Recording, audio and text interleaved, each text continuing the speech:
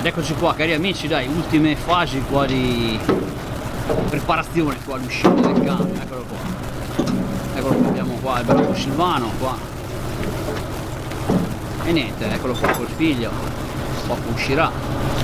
Niente, a questo punto Silvano, dai, girati un attimo, fai un saluto alla figlia, dai, come si chiama?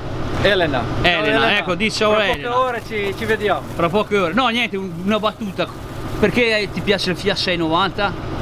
Perché è un mezzo che mi piace meccanicamente e poi è un 4 assi che è completo, È completo. mezzo completo. Ecco, e ti piace sia 682 che 690? Sì, la stessa meccanica, e poi sono mezzi che praticamente hanno messo in piedi l'Italia nel certo. dopoguerra. Sicuramente. Allora, Hai fatto la gavetta col 690 o no? Sì. Allora, giusto.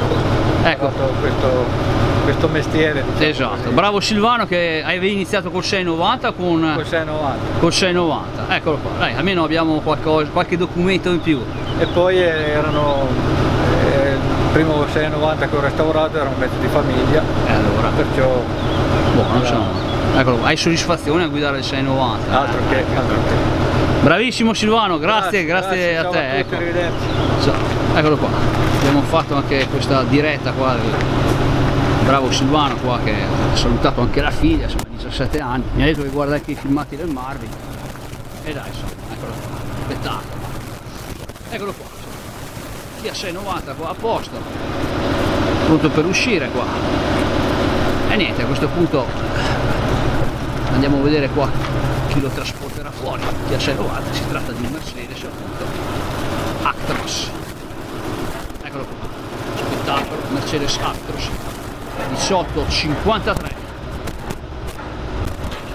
E niente, così salutiamo anche il bravo Gianmauro che è un appassionato di Mercedes Actros, e poi saluto sempre anche il nostro Fabio qua in Trentino che è un appassionato di Mercedes, che dico sempre: ma lo vogliamo prendere sto SK o lo prendiamo sempre Ruspe o Ferraglia Varia? E niente ragazzi, guardate qua, eccezionale qua, Veneto Selvaggio ci ha regalato queste emozioni.